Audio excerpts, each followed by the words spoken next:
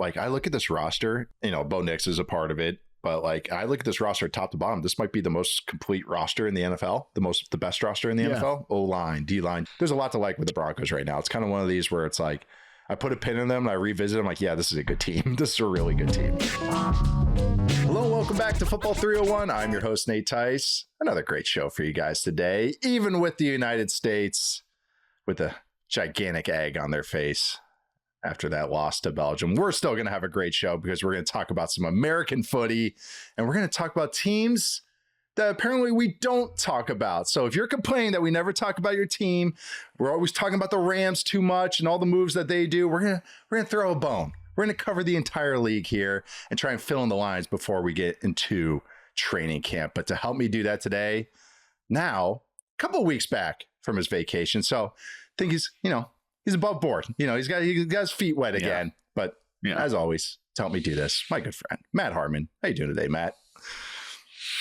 I'm good, man. Yeah, I wasn't ready for the whiplash after USA loses in the World Cup match to Belgium in, as you said, embarrassing fashion. And immediately the entire timeline really just like, hey, don't forget, NFL training camp opens in 11 days. Oh, God.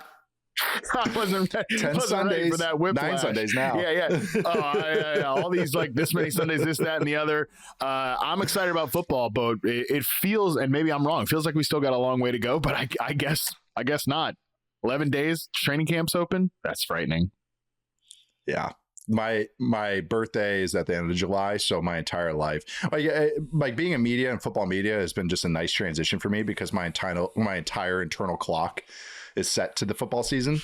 So my birthday always means the end of fun, which is the irony of it all. I've never really enjoyed many normal birthdays in my life because it's always either I was in training camp or my dad was in training camp. So to me, that's always the signal of, oh, okay, I'm in lockdown for the next 28 weeks until the Super Bowl ends. And then I come out from air and then we get into draft season and then I come out for air. Yeah. And then right now I'm taking that big breath in, but I'm like, it's like a little gray area right now. Like I'm excited for the season to start, but I'm also going, oh shoot, my birthday's in a couple of weeks. That means training camp is starting and that means preview series. And that means we're really getting into it, Matt. It's better than having a real job. I'll say that at least. As always. I did a 9-to-5 job for a year as an insurance salesman. And I went crazy. So that's, you guys get the receipts of that when I'm on podcasting right now. So that's as long as I lasted. 11 months of 9 to 5. And I was like, nope. Give me the weird hours. Give me the 6 a.m. Give me the 8 p.m.s. No, I need the weird hours. But we're going to talk about some of these teams because I get it. Sometimes just a team stays in the headlines. Maybe someone has some new coaches, some new players. They trade for Myles Garrett, or they're just an interesting dark horse. And so we just kind of keep reiterating on them, or they're the Arizona Cardinals. And we're contractually obligated to talk about the Arizona Cardinals and the Jacksonville Jaguars on this show. But today, we're going to just focus on some teams, good, bad, everything in between, that maybe we haven't touched on. Maybe we haven't kept up on. Maybe we did the draft. Hey, they got to be in the draft and we just moved on. Or same with free agency. So we'll just talk about some of those teams and we'll just dive into them. Kind of like a preview before the preview shows that are going to hit in August. And again, we'll be doing our divisional preview shows all throughout August, which are some of my favorites because it's such great homework. But let's do a little rough draft that homework. A little summer reading, I suppose. Yeah, there we go. That's how we tie it in. We're going to start with our producer, Stone, agrees with this. And this wasn't the team that started this idea for this show, but potentially the least talked about Super Bowl champs in a long time. At least that's what Seattle Seahawks fans feel right now. But we'll start with the Seattle Seahawks. They won the Super Bowl, truly an all-time defense, an offense that got hot. At least the run game got hot as the season went along. Sam Darnold played well. They return a ton of familiar faces. They changed offensive coordinators, adding in Brian Fleury from San Francisco. I believe, yes, Brian. That's the thing with new OCs. It's like, hey, if you come off the beaten path, I just don't know your name off the top of my head. But Brian Fleury from San Francisco. I have a whole background on him. Don't you guys worry. Lost Kenneth Walker. They lost Kobe Bryant. They lost Reek Woolen. They lost Boy Mafi. And of course, Clint Kubiak. Extended JSN. Extended Derek Hall. I really like that signing. Josh Jobe, Rashid Shaheed, and Charles Cross. Some good players there right now. Drafted Jadarian Price in the first round. Safety Bud Clark and Julian Neal as well. So the Seahawks. Matt, I'll start with you. Do you feel like they are the least talked about Super Bowl champs in our maybe media lifetime? I mean, that for you is about what, over a decade now, me for about a half decade. Or do you just think it's because they're returning so much, they don't have any of those splashy moves, and they kind of just, that's just how it goes in the offseason? I think there's some truth on both sides there. It is very funny and very indicative of our show, I think, that the first two teams that we're going to talk about here today, spoiler for the second one, is probably two of, like, you could argue the best team in either conference last year. Yeah. While you just waved away the fact, like, oh yeah, we talk about the Arizona Cardinals plenty. We might be the only NFL show that does that has that claim to fame right there. That we haven't talked about the Super Bowl champs enough, or again, what you could very well argue was the best team in the AFC, but we've talked about the Cardinals and the Jags plenty, don't worry. Very funny, just little footnote of our show. But yeah, no, I do think that the Seahawks have been under discussed for a couple of the different reasons that you mentioned there. And yeah, a lot of it is that there's a lot of continuity on this team other than the offensive coordinator, who was a pretty big factor, I think, in them having an identity shift, which was very, that was obviously of utmost importance for Mike Macdonald last year. Like, they wanted to be more of an offense that they were last season after maybe an arranged marriage with Ryan Grubb that just obviously did not work out in Macdonald's first year there. So yeah, that's a pretty big, significant change, but otherwise they're returning a ton of their starters. And they also don't have, and we were talking about this like pre-show, they weirdly don't have a divisive quarterback anymore. And that's funny to say about Sam Darnold, who for so long, I had the running bit that, like, there are the Sam Darnold oligarchs, like my great co-host here, Nate Tice, where you guys were shouting at us from your bully pulpits that, oh, no, Sam Darnold is actually way better than you peons think. And you guys were right. You won, but you also haven't gone so far to then take it and like it. Correct. Yes. Yeah. Take it. Don't get addicted to the water. But no, I think that you therefore you've won the battle, but you also haven't then doubled down further to be like, but actually no, he's like a top 5 quarterback now. So there's just they don't have like a divisive quarterback at this point anymore. I think we all kind of have level set to what Sam Darnold is, and yeah, they've returned the offensive player of the year in Jackson Smith-Njigba, who is a very likable and very easy player to root for. So just like, I think that's part of it as well. The offensive line, there's some continuity, defensive continuity. There's just not a lot to debate here, other than I guess they took a first round running back, which some people will have big feelings about, but it was the 32nd overall pick. So it's really not that offensive. Yeah, they haven't done anything crazy, and I mean that complimentary, and that's kind of just why we haven't really talked about them. Yeah, I think nothing's been offensive. They went off a little off the beaten path with who they hired an offensive coordinator, first-time play caller. But still, it also made sense why they went there. They just kind of tapped into the same well. And hopefully that's where they get the continuity. And you mentioned the continuity. And I think not only just player-wise, coaches-wise, like they didn't get ransacked. It wasn't like, they lost half their coaching staff and there's some brain drain going on. It's like, no, the entire offensive coaching staff basically stayed. Even like assistant coaches like Jake Peets, who actually worked with the Raiders, I know he handles like situational stuff like red zone, third down. So even just like that is returning to Seattle. So there's just even that component that's going to make it at least an easier transition than maybe like the Lions did last year with Morton, and it's just going like, okay, yeah, this guy should know the offense, but he kind of doesn't, and also he's barely called plays before, and at least this one, I understand the process. For those who don't know Brian Fleury, he was a tight end coach and run game coordinator, I believe, as well with San Francisco. He started under Ralph Friedgen with Maryland. Fridge, shout out Fridge. And Doug Marrone was his first job in the NFL. So he's got some old school kind of Northeast types there.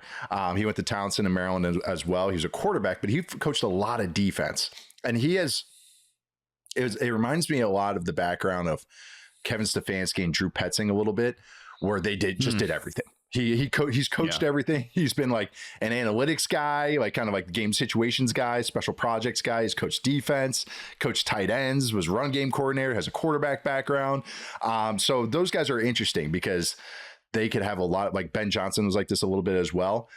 Ben Johnson was mostly offense, but just bounced around from role to role, where these guys can kind of become a cool grab bag of understanding defenses and understanding how to manipulate that, but also kind of because they coach different positions, in theory, that could be a really cool thing. Like that can be like, hey, they have some cool ideas because they see it from a different perspective, but that's all theory until I see him carving out a game plan in week 3 or week 7 or week 9, and 2 guys are hurt, and we'll see how he kind of does everything off of that. But it's interesting. It's a cool process rather than hiring a retread or something, and at least trying to get some of the same ideas, but maybe a couple new twists. Clint Kubiak is actually very traditional.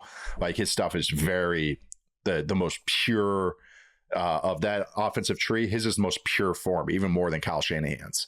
So I'm curious what Fleury kind of molds into his own version. So I think if this was 5 years ago, when every time anyone hired a Shanahan assistant, everyone was just like, oh, you did the right thing. Now it's funny how we got to the point that all these guys, now we've had some bad ones. We've had some Bobby Slowicks. And so now it's like, we'll see. Like, it's not just an instant, oh yeah, chalk it up, top 5 offense right here. So another thing too, I just have to mention this because I see Seahawks fans getting mad about this, oh, you think our skill players are this ranking, or our offense, we didn't have I didn't mean at times a show, we didn't have the Seahawks as a top 10 offense.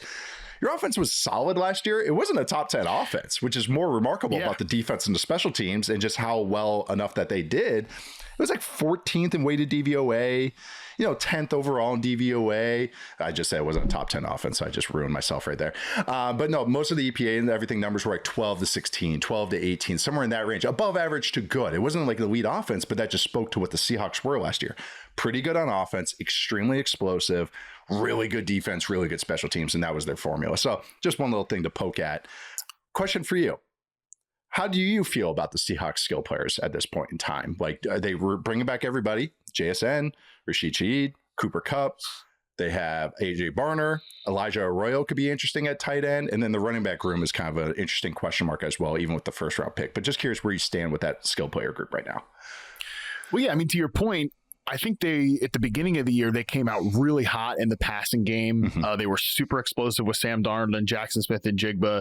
It was like very obvious. I was writing this at around like week 3, like, oh, yep, JSN's like ascended to the elite tier of receivers. It's very obvious. It was super obvious watching this team and what they were doing and the way he was playing in isolation. But yeah, they went through kind of some peaks and valleys offensively, and they really never got the run game going. That's what's so interesting on the Brian Fleury part of this. Who, you rattled off the coaching background. He also had like a stint as director of football research for the Miami Dolphins at one point too. Like, he's truly done everything.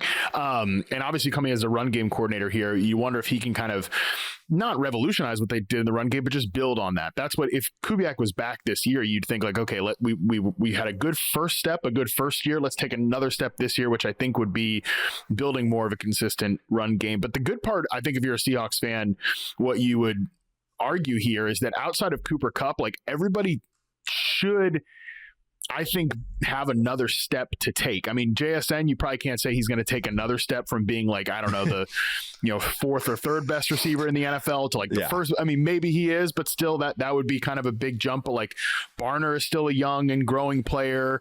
Rashid Shaheed, maybe not, he's on his 2nd contract now, but I think there's more to get out of him than what they got when they traded for him in the middle of last season.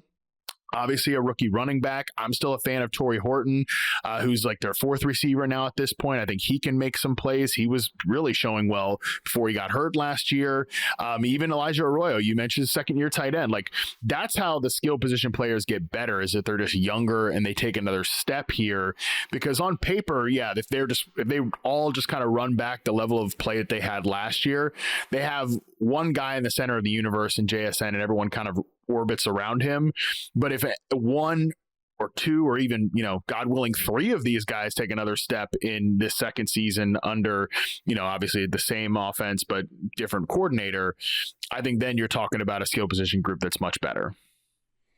Yeah, I know. I actually feel pretty good about it, because also beginning of last season, it was like Torrey Horton had those moments, and I was, we were waving flags and going, ha. Oh yeah. But then you saw the reasons why he dropped to day 3, because he got hurt. That's going to be his thing.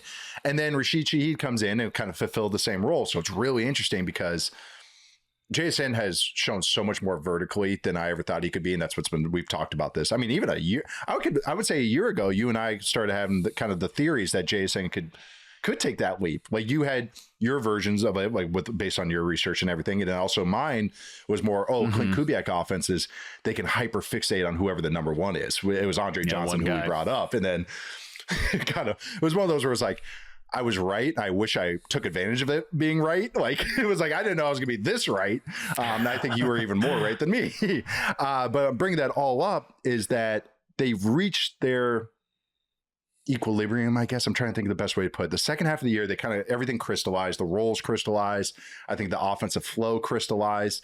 From week 10 onwards, they were 9th in success rate. I'm just going against my own statement here where they didn't have a top 10 offense. So whatever. That's part of this discussion. So since week 10, they had a 9th best offense in terms of success rate. 8th in success rate in pass and 14th in the run. That's good. But the fact that they could live this way without having to be super explosive, they were only 15th in explosive play rate in the second half of the year. That's what they want to achieve more, because it's not going to, when you just rely on explosive plays, if those dry up, I mean, all Seattle fans should know this watching the Mariners, those home runs dry up. Runs are hard to come by. And the fact that now they're able to kind of string hits together with this offense, that's what I'm curious about. Now, Charbonnet was a big part of that. And even with Charbonnet could be, rushing success rate wise, whatever. The part of Charbonnet that was so important was it kept Walker fresh. And that's why Walker took that big storm in the playoffs. Now I'm curious. Now he's on the shelf. We'll see how he comes back to injury. George Holani actually had some nice moments, I thought, in preseason last year. I'm not saying he's a world beater or anything, but he's not bad. And then also, of course, their first round pick and Price. So they can manufacture a run game with those two, definitely. And they can get to that mid-level. I kind of wanted them to take it up or find an upgrade at right guard because that is their bugaboo still. And it still was in the playoffs. It's just like they managed to do other things. But they are trotting back the same offensive lineman, which is good in some ways. Charles Cross is a star, I think. Gray Zabel's a star. Abe Lucas is good when he's on the field. And then the center and right guard are kind of iffy.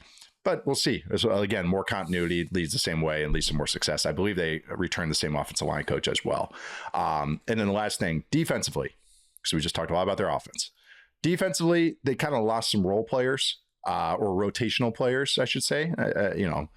I wouldn't say that Brian is a role player. He's a starter. But I actually liked Rodney Thomas, who they signed in free agency. I think he's really smart, and I think that actually will fit that defense really well. And then they got Dante Fowler as a rotational guy. But some of the depth, they lost a little bit, but then they just added a couple draft picks that I think that'll help that out in free agency, kind of middle class free agency signings that I think will help out as well. But I think your point though, and before we move on to the next team, when you see the room for growth from the young guys is where the Seahawks want to get to firmly a top 10 offense with a new offense coordinator. And that's what you brought up with Torrey Horton or Elijah Arroyo or somebody. So I think that's a great point to kind of like sum that all up as far as offensive growth from this team. But I think this is a playoff team. I think they're a contender. I think they deserve to be talked about as a top 5 team still. So I get it, Seahawks fans. I get how that's frustrating, but I think it's just because you guys haven't made a big, crazy moves. That's why you kind of fallen by the wayside. But do think you guys are a very valid contender with returning all this. And Mike McDonald, probably the best defensive play caller in the NFL right now. So any closing thoughts before we get on to our other team that won 14 games that we're not talking about a ton so far this offseason? You want to get to that? I think just to the point about the young guys stepping up, JSN was targeted. He had a 36% target share, 35.8% if you want to round up. That is number 1 since 2015. The second place is DeAndre Hopkins, 33.7%. So it's actually number 1 by a pretty significant margin there. Number 3 is Michael Thomas, 33.1% in 2019. That was 2017 for Hopkins. Hopkins actually ran back in 2018, another 33% target share. So it's not impossible that JSN does this again, but you bake in some, I'm not like negative against the player, but just a little regression there. The way you offset that is younger guys and other players step up. And that's where I think that's not an exciting thing to lead like a podcast with, is like, oh, Rams trade for Myles Garrett. Seahawks young players step up. Like, I guarantee you which one's getting more clicks here. That's why people aren't talking about the Seahawks, but it doesn't mean that it can't result. To your point, in a top 5 team once again next year, I think there's really no reason to doubt them going into 2026. A second round year 2 tight end that barely played, and a second year 5th round receiver not moving the needle for anybody. Hey, they're good players. That's why I want to bring this isn't just, they're not just ideas either. Like, Horton was impactful as a player when he just has to be on the field. There's a reason he dropped to day 3 because of injuries. I know. And then Arroyo, they're lining up Arroyo in ISO ball. So it's like, as an isolated receiver, as a rookie tight end, like that, I don't know. They're like, there's indicators there that there could be some growth there. So I think it's worth reiterating that those two are important. Hey, you mentioned Michael Thomas. Who coached Michael Thomas in New Orleans? Sean Payton. Let's get to the Denver Broncos. How about that transition? 14-3, won the AFC West, made it to the Final Four in the Snow Globe. Bo Nix, of course, gets hurt. So we got to see that slop fest in the conference championship game in the snow. But their big move, God, I just throw it out. That game is just totally like, there's people that have studied it. They will pull the numbers from it. It truly is. I've learned from horse racing. It's like when you get weather, you just throw it out. If they play in another snow game, I'll use that as an example. But until they play in another snow game in the playoffs, that's not going to be my example to pull from. But anyways, traded for Jaylen Waddle for a first rounder and a couple other picks. Promoted Davis Webb to offensive coordinator, play caller, I should say. And Sean Payton demoted himself, which is, to me, the most interesting part about this team right now, because he's never done that. And yeah, we can get to that. And then defensively, they re-signed a couple of their guys. They've lost some depth. John Franklin Myers, they lost him, and a couple other pieces up front. But they returned so much, especially on defense. Really, just their whole team. Like Waddle essentially is their, Franklin Myers as well. But like Waddle is like the biggest change, obviously. But really, look at the rest of their depth chart. It's a lot of the same. But with the Broncos right now, how are you feeling about them? Feel them as a contender? How have you felt about their offseason, where they're stacking up for 2026? Yeah, they're another just kind of continuity team. And I think when you start to deep dive onto both of their units last year, offensively and defensively, which I think is maybe the more surprising one, considering I think they're like they're kind of billed as a defensive first team, and they were a great defense last year. At the same time, just pure stats wise, they were 8th in EPA per play defensively. And I think we'd probably imagine that they were like a top 5 set it and forget it unit, but that actually to me means that there's room to improve on that defensive side of the ball. And I think some of it's just like, what would you say, like, what's the reason for that? I mean, they gave up some explosive plays, I think, at times. Maybe they weren't like total takeaway monsters necessarily, although again, I could be misremembering that. But to me, I felt like when I pulled up the stats to look at, like, they would have been like a higher ranking defense, but I think that just means that they can be better because they have a ton of great players. And I think it's a well-designed unit. Obviously they have Patrick Surtain, who's one of the best non-quarterbacks in the NFL. I think period, point blank, like Nick Benito is a defensive player of the year type candidate every single year because he can accumulate that level of pressure and sacks. So I think that unit could be better, and the offense absolutely could be better next year with, Bo Nix hopefully healthy, maybe taking a step in year 3. But most importantly, I just think bringing in Jaylen Waddle here is so massive. And, I think that was a trade that got talked about a ton at the time. And then, like, when I opened, coming off vacation, like opening fantasy rankings and like consensus ADP, like Jaylen Waddle is so low among the wide receivers relative to like what I think. Like I think he could be like a top 12 receiver in fantasy this year, which means he's going to have a monster year for the Denver Broncos and make their offense that much better. So I'm really high on that trade. And I think that it's almost kind of gotten under just a little bit, maybe not forgotten about, under discussed, but it's kind of like, that was a massive move for a receiver that I think is really underrated and could just have one of a rising tide lifts all boats type of effect on the entire offense. So I think both units, they're bringing back a ton of guys, continuity, of course, on, theoretically in the coaching staff on both sides of the ball. They won 14 games last year, and like there's room for improvement across the board. This is a team to absolutely be really excited about this year. Yeah, and even if there's some regression, like 1-score games and everything like that, it's still like I look at this roster and, Bo Nix is a part of it. But like I look at this roster top to bottom, this might be the most complete roster in the NFL, the best roster in the NFL. O-line, D-line, just every position. I would say linebacker is probably and tight end are probably their weakest spots. But it's not like totally awful. It's more just like okay. But very good O-line. The receiver room is really complimentary. I mean, Courtland Sutton, Jaylen Waddle, you couldn't have a perfect X and Z together. Like those are ideal skill sets. And then you got, our guy Pat Bryant as the dirty work power slot guy. They got other shot players and Mims in there. Like they just got the basketball lineup as a receiver room is kind of overplayed. It's a little trite, but it really is like that. And Sean Payton is kind of the guy that always likes that, where guys have really specific roles that they're very good at, and just those roles, and then kind of a little sprinkling on top of it. But that's what this room kind of is. And really, like you said, once the trade happened, I was like, oh, I really like this. And I had my thoughts, and then it was kind of like I put a pin in it, and then now I'm like revisiting those thoughts. Like Brandon Cooks in the Saints offense when he got drafted at Oregon State is like the best stylistic fit to how Jaylen Waddle is going to get used in this offense. Little undersized. Waddle, of course, has world-class speed, but Cooks coming into the league was extremely fast and so quick and agile and an extremely good route runner. One of the better ones I've ever watched. And so like I was watching I don't have the film. My film only goes back to 2018, sadly, but I tried to watch some 2016 Saints just for fun and just to see how Jaylen Waddle's used. And man, get ready for some overs, get ready for some deep goes or deep posts, some deep corners, a lot more play action shot plays. And again, Sutton and Waddle fill out perfectly, where Sutton can be the outside intermediate guy, Waddle can be the downfield guy and the yak guy underneath. So it's kind of like they fill out each other's spaces perfectly. But if you look at that 2016 Saints, it's kind of some similar feelings here. Mark Ingram, so that could be Jonah Coleman / J.K. Dobbins. Brandon Cooks, which that could be Jaylen Waddle. Young Michael Thomas, which we'll call Cortland Sutton here as younger Michael Thomas. Willie Snead, that can be Pat Bryant. Kobe Fleener, so that's the non-blocking tight end, Evan Ingram. Willie Snead, the immortal Willie Snead. Damn. Everybody knows Willie Snead. I said some irresponsible things about Willie Snead after that 2016 season. I thought he was such a good route runner, but anyways, continue. Sorry, no one cares. No, but everyone knows Willie Snead because he was on so many good teams. He was like on a lot of good teams for like a 5-6 year period. Mm-hmm. So it's just like, oh, there's that guy again. 900 yards that season with the Saints in 16. Like he was, it wasn't just a little idea. Like he actually put it in the box score. It was really good. Yeah.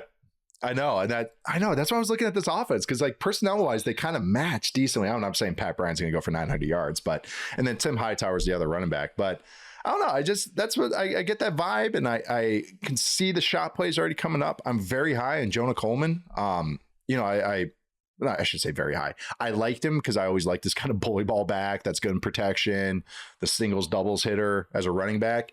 But I actually really, really like his fit with the Broncos. I kind of even said that before the draft. I would like him here, and it was the perfect landing spot because just a perfect compliment to RJ Harvey, who's not great between the tackles. And also Coleman's just so good in pass protection. And then Dobbins got another injury. He had a Linsfranc foot injury, so you can't just rely on him at this point in time. But defensively, got a lot of depth coming, got talent. Jahdae Barron, their first round pick last year, barely even has to play, apparently. They still lack needle moving linebacker talent. Jonah Ellis is another interesting name I'm kind of like keeping an eye on for their defense. It's kind of like a young guy who's got some pass rush juice. But man, this is a really good team. It's one of those where, Bo Nix, I consider kind of more, outside the top 16, but still fine enough for this offense. I'm curious if they add new layers to kind of continue to develop him. But I think they got to create more explosives in the passing game, attack downfield more. But who do you call to do that? One of the guys that generates the most explosives since he's entered the league, Jaylen Waddle. And also just screen game could work perfectly with him. Coleman's good in screens. Yeah, there's a lot to like with the Broncos right now. It's kind of one of these where it's like, I put a pin in them and I revisit them like, yeah, this is a good team. This is a really good team. No, it's such a good point. And I think, so your film goes back to 2018. My charting database for reception perception goes back to 2014. Okay. I was just looking up while you were talking about this, and that like one thing I didn't love about Brandon Cooks in his first 2 years is that he actually had to play a good bit as the on-ball receiver in that offense because he was the fastest guy. He was the best vertical guy. And then in 2000, so the first 2 years he was on ball more than he was off of it. And then in his third season, 2016, the season that you're referencing, his rate of snaps on the line of scrimmage that I charted was like 31%, which actually ended up being the lowest of his entire career. And that coincided with Michael Thomas coming in 2016, 87% snaps outside and on the line of scrimmage, 69%. Meanwhile, Willie Snead in the slot, 77.4%, and on the line of scrimmage for 41% of his snaps. So this is the key thing that I think people have lost about the Jaylen Waddle stuff, is that you mentioned him as a Z receiver. He hasn't played Z receiver in since Tyreek Hill arrived in Miami, because Tyreek Hill got to do all the fun off-ball move around stuff, and that left Jaylen Waddle. Even last year, they didn't really change up his deployment, because who else are they going to put out there? Malik Washington? No. So whoever's starting for them right now, which is the problem we're going to talk about in a second. It's a whole other thing. So Waddle, being detached off the line of scrimmage is just going to make him that much better and that much more explosive. And he's already a really good and explosive player. So yeah, I really like that 2016 Saints comparison, because we saw that with Cooks, and that was something through his first 2 years, he really needs a little bit of a change in role to be his best self. And I think that's when we saw him be his best self. Career high snaps in the slot from a percentage standpoint, and off ball. And I think that's about to happen at Jaylen Waddle, which just can't be understated. It's going to be massive for this team and for this individual player. And it's the perfect example. And we always talk, you have to talk about this all the time. Who are the elite receivers? Who are the 1Bs? Who are the, you have to tier these guys. This is the perfect example of what I call two either high end 2s or low end 1s, where this is the situation where you want that. Usually you don't want Cortland Sutton being your number 1, and then you got but if you get and then you don't want Jaylen Waddle just being your only guy, you kind of need a little something to help him, but you get this, and it's this, it's one of these situations where they lift each other up because of they just have that synergy together. So I'm glad you had the numbers behind that, because I always just it's more an eye test for me looking at that, because that's Waddle to me is the epitome of the Z. He's a flanker. He is the classic flanker that you move and put in motion, which is a Z. So the last little thing I was going to look at too was, or mention here, is the other thing watching those old Brandon Cooks games, how many jet sweeps he got used on. And that is something that came a lot from Oregon State. Mike Riley ran an offense that used a lot of jet sweeps, and Paul Chris, an offense I'm very familiar with, it was the same offense, and he got used as an X in that. And so that's probably why they transitioned to that. But does Waddle get used on some jet sweeps?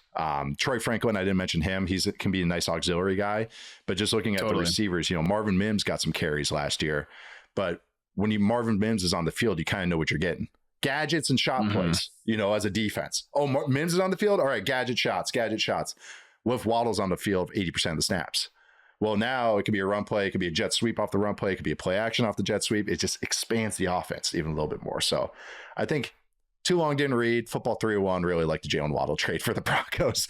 And I'm pretty high on the Broncos right now, even if I do think there's going to be some natural regression for some of the things. But still, this is an easy, to me, double-digit win team that is going to be competing in the AFC pretty easily. So fun team to talk about. But we're going to take our first break. But before we do that, shout out to Game Time. Check out the Game Time app for great prices on tickets.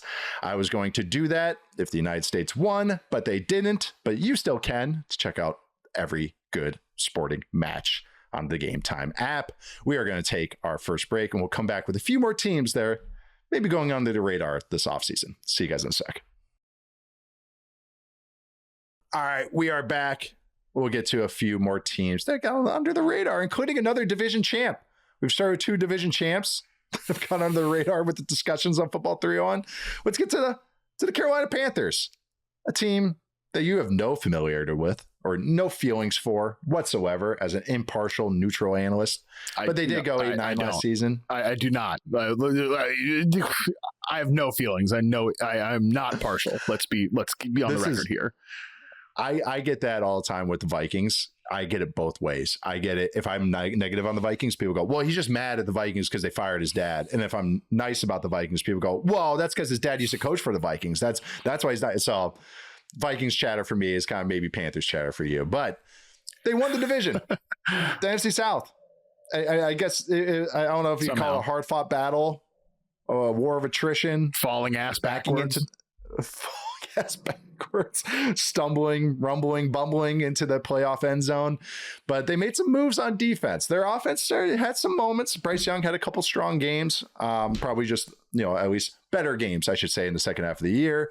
But really the defense is where I think they can make the most improvement because it's been so dire for a few seasons now. And that's with me saying liking their defensive coordinator and some of the stuff that he does. But Jalen Phillips, they signed to a big money deal. Devin Lloyd, they signed to a big money deal on defense. And then on offense, they signed Rasheed Walker at tackle to a 1-year deal. They extended Jalen Coker, and they drafted Monroe Freeling, which I really liked that draft pick, as long as Chris Brazzell from Tennessee, and then Lee Hunter from Texas Tech, defensive tackle as well. But man, this is a team. The whole division, the NFC South, is going to be that preview episode is going to be. It's going to be something because each of these teams is a long discussion. But the Panthers on July 7th, as we record this, Matt, where are you at with them? How do you feel about them? Do you think the defense improved enough? Do you think the offense is legit? I'll bring up some stats after you're done talking. Maybe you have some as well. But where are you at with the Panthers right now? Yeah, I think the offense is weirdly the harder thing to talk about because it's totally in theory, and they're another team that obviously is not nearly as big of a like shock to read the headline, because we're talking about Dave Canales giving up play calling versus Sean Payton giving up play calling. But this is an offensive first head coach who's called plays and got the job because he did a great he did a great work with the season in Tampa Bay as their play caller. He's given it up to Brad Idzik. So again, that's like more theory. I think the defense, though, it's hard to argue that on paper it's not going to be a better unit for some of the additions that they made. Now, they were 23rd in EPA per play last year, which was definitely a step forward. 15th actually in success rate last year. So they already started to move forward in that regard. And then, adding Jalen Phillips. I liked the Devin Lloyd contract. I think when we talked about this previously, like I liked him getting that deal maybe a little bit more than you did. I think that, we'll see about it, whether like exactly what type of player he's going to be, but I think that was fine enough money, 45 over 3. So I think adding those two guys in the mix, like Mike Jackson coming off a really underrated strong season. JC Horn, I think, is settled into being a really good starting corner, one of the better corners in the league. I think this defense can be an average to maybe even slightly above average unit, which would be a huge win for Giro Evero, who's like, I'm with you. I think he's a good coach. Just the talent has been just so hit or miss there, and a lot more miss than hit lately. Yeah, I know that the defense is like, it can't, it's not like it can't get worse, but it's like you said, they needed talent. They finally got some talent. They actually, like, you look at it, they have 2 like legit all-pro candidates. Derek Brown, they got JC Horn. Like that's a decent start. Like you're like, okay, I can work with this. Safety wise, Morgan's not bad. Like they're not bad. Like that's the rest of the Mike Jackson had a it's not horrific, and it's been horrific at times in the safeties in Carroll. Like it's been brutal at times. I think Morgan is good enough, and like even you're right. I think the 2 headliners are JC Horn and Derek Brown, the like potential all-pro type candidates, and then they paid maybe like all pro money for Jalen Phillips. He's not I don't think he's that type of player, but you paid to fill in that like next level there, along with I think Mike Jackson, who had like that type of season, like Lloyd, Phillips, and Jackson, like that type of season. I think you're hoping that tier is solidified around 2 stars in Brown and of course JC Horn. Yeah, you're just trying to make it so the rest is filled in. So it's like, okay, other teams can't just avoid Horn or run away from Brown. Like we have to make the other guys valid enough. And it's like, I like they signed Bobby Brown last year and he actually was okay. Some nose tackle stuff, but that's why they drafted Lee Hunter. Okay, let's give a guy that's another bruiser that can open up things for Brown. I understand that line of thinking. Another guy they drafted that was, me and Chuck both kind of came to the same agreement with him, was Nick Scordon from Texas A&M, was because his Purdue tape was good. Transfers to Texas A&M, like going into 2025 or 2024 college season, he was a top 15, top 20 player for me. Then he kind of just fell.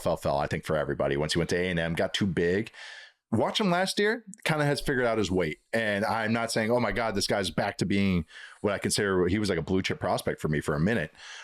He's not back to that. But I think this is a good starter here. Like he's a candidate for a breakout player, I think, on this defense. So if they get something out of him, that's okay. There's some interesting pieces up front here with some different kind of styles as well. You mentioned Phillips. He's just a pterodactyl. His pressure numbers were insane last year too. Health has just always been Phillips's thing. That's why he was able to be traded. That's why he's a free agent. It's just health. If he's on the field, he's impactful. And when you get a guy that can create pressure as an edge and make the quarterback step up, and then you have an all-pro caliber defensive tackle in Brown, who is much. That's That's in theory, I see how this is going to work. Like I could see Devin Lloyd is going to get blitzed a lot. Evero likes bringing the mics and bringing the inside linebackers. He's actually good at that. That Lloyd was getting talked about as a micro Micah Parsons, which I had me pulling my hair out when he was coming out of Utah. But he's got some pass rush chops as well. So there's, again, in theory, I can see how this is all working. Offensively, really just comes down to Bryce Young taking the next step. I mean, I was completely frank about it. Like him just being average for an entire season is enough for this team to win the division. Because I think their receiver room I love their top two, and T-Mac and Jalen Coker. I love them. You mentioned Brazel as before as a kind of a great fit, because even if he's just a field stretcher, that actually works with their other two starters. Now Xavier Legette can be whatever you want. Like he can be a runway guy, but I like that. And Jimmy Horn actually had some moments, got overhyped a little bit, but actually had some moments as kind of like a gadget juice guy. And then John Mechie's your dirty work guy. That's pretty complimentary receiver room that I like.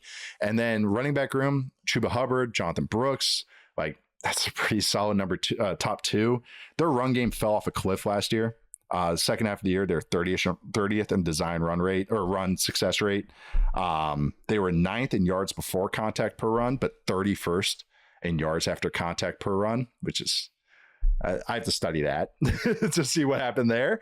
And then the old line, Ike Ekwonu is coming off an injury and probably won't be able to play, but they at least armed themselves with an auxiliary plan or a contingency plan. So Rasheed Walker can get you through this year. And the Monroe Freeling was my number one tackle. Like I thought he should have gone a top 10. I understood why he fell a little, but because of just like, being a late riser and all that stuff. And the offensive line was just all over the place this year as far as consensus. But I love that draft pick. And they actually could do some things offensive line wise. Center wise, I still think I have some questions, but at least tackle wise, they have a cool plan. So it's weird.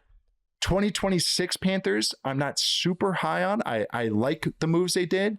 2027 Panthers, kind of high on, but also I just got to figure out what they're doing at quarterback. But I know they've set themselves up for a good franchise plan. I really do think that. But the biggest question is the quarterback, which is, I don't know. It's funny. The plan is working. It's coming together. Mm-hmm. It's coalescing. It's just, the quarterback is going to be my big thing. And I know people think I'm hard on him, but give me a stat other than the 5 deep balls he throws. It's like, eye test has shown me one thing, and there's no stat I can point at that's going like, I can point at that. So this is where I'm at with him. I really don't think it should be even controversial to say that, he's got a lot to prove, does Bryce Young. I mean, just statistically what he's been. And it's not like, this is, like we've said with Cam Ward, there's no stat to point to for Cam Ward, after 1 year. We're 3 years now into the Bryce Young thing. And obviously it's not been that productive. So what can we do to make it more productive in year 4? And I do think this is one of those teams that really is, as the entire league and certainly the media space is chasing the tail here as well, just talking about how can teams get bigger and heavier and more tight ends. Like I think this is the team maybe that's best set up to zig while everybody else zags, which is what you want to do. Yeah. Like you don't want to be in 2026, everybody trying to be the 13 personnel team. You want to be Sean McVay in 2025 being the 13 personnel team. You want to be ahead. Because what do you think defenses are doing all offseason? They're preparing for 13 personnel. Right. Exactly. Like you're not going to catch everybody by surprise when you do this, and you may have only done it because like Puka Nacua was hurt in week 6 or whatever. So like that's like a whole nother podcast talking point here. But I do think that with the Panthers, like you mentioned those receivers, and I'm glad you brought up Jimmy Horn, who is probably never going to be like a highly targeted player or anything, but he was so useful for this team just in like being in motion at the snap and creating leverage for a big dude like T-Mac, who, is like the outside on ball receiver at the snap of the ball, but he's not that guy by the time the play starts because, Horn has ripped off the leverage breaking to the outside. So you create a lot of stuff there for him. And like now you have Coker, who's a baller. I mean, I'm the chief bandwagon, driver of the Jalen Coker thing. So like I'm there on that. I mean, Brazel, I think being able to be a space creator. Yeah, I'm the mule, baby. Saddle me up for the Jalen Coker hype train. But yeah, man, like I think Brazel being a field stretcher and like as their number 3 option, I can get behind that. And Bryce Young, in 2024, I know I've mentioned this stat before, he had 96 attempts out of empty that year. Remember, he was benched in 2024. That dropped down to 88 last season when he only missed one game due to injury. So like, he was very productive. Like that's maybe the stat you can point to. Like he had a .11, like a positive EPA per dropback actually when they went into empty in 2024, like spread things out.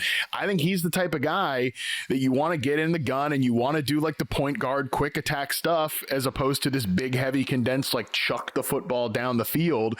Not that, like Young can throw over the middle of the field, like he can do some of those from a conceptual standpoint, but again, I think he's just a different type of quarterback than, you know, maybe even like what Canales wants to work with, and maybe that's why he's giving up play calling, right? So I think that there's just a lot to talk about here that's all sort of theory and guesswork, but I do think this is a team that's really well set up to go against the trend, and I think that could be very interesting for their outlook this season on offense. Because you look at their receiver room is big. They are huge. It's a gigantic receiver room. I should have looked at the average weight for them. Like Jimmy Horn's not big, but the rest of them are. He's the only one. It's these big hulking dudes and then a little Jimmy Horn. Little Horn. But that's what you want. Like that's what like Sean Payton kind of created with the Broncos room. Franklin's a little skinnier, but Sutton and Pat Bryant and all these guys, and then you get Waddle in there, then the smaller guy kind of fits in. No, but I think all those guys, like if they want to, they could go 10 personnel and get to real run looks if they wanted to, like because they have enough size and willing blockers. Like Coker, McMillan's okay as a blocker. When he does have effort, he is a good blocker. Coker's a legit good blocker. He's legit. Yeah, McMillan played volleyball. Come on, let's go.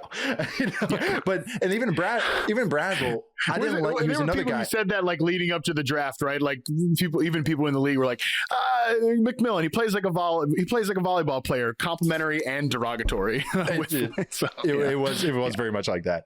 Yeah, I know. And I interviewed him in the Super Bowl. He goes, I think my blocking is underrated. I go, no, I think I even said it. I was like, it's properly rated. It was like, you're okay. On, man. Let's not go too far.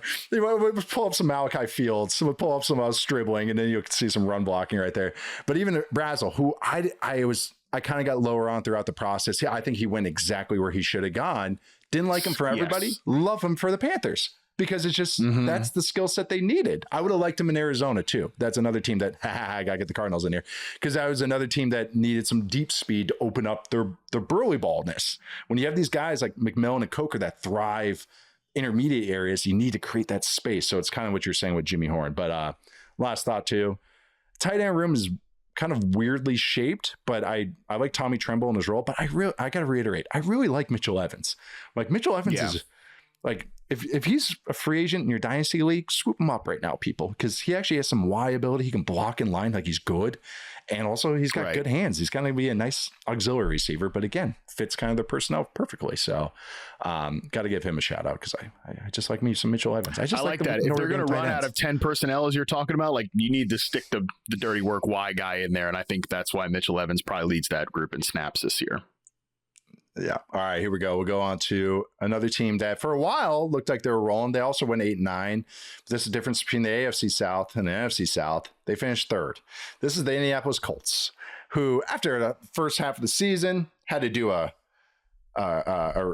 recant pod, recant statements, had to pull up old clips of me being wrong about the offense and Daniel Jones, and then they kind of just teetered off. Daniel Jones got multiple injuries on top of an Achilles, and I think people are still waving away a little too quickly for a guy that, although he didn't really rely on his athleticism last year, it's not nothing that it's a December Achilles injury that kind of so I feel like, I don't know, some people just kind of aren't bringing that up enough, but probably won't start the season. If he does, he'll be very limited, but he might. Daniel Jones.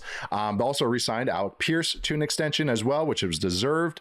They also traded Michael Pittman Jr., the other receiver, to the Steelers. Zaire Franklin as well for Colby Wooden.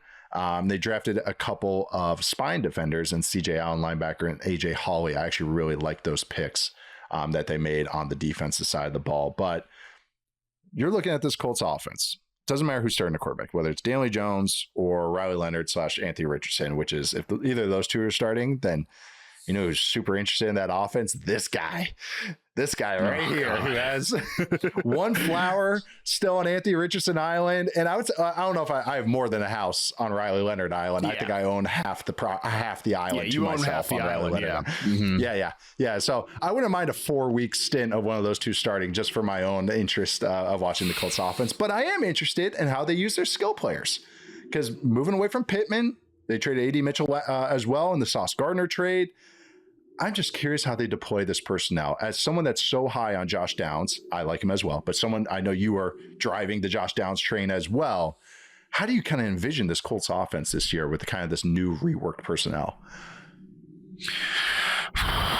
This seems so tough to talk about, man. And I feel like we talked about them I have some so theories, much. but yeah, it's tough.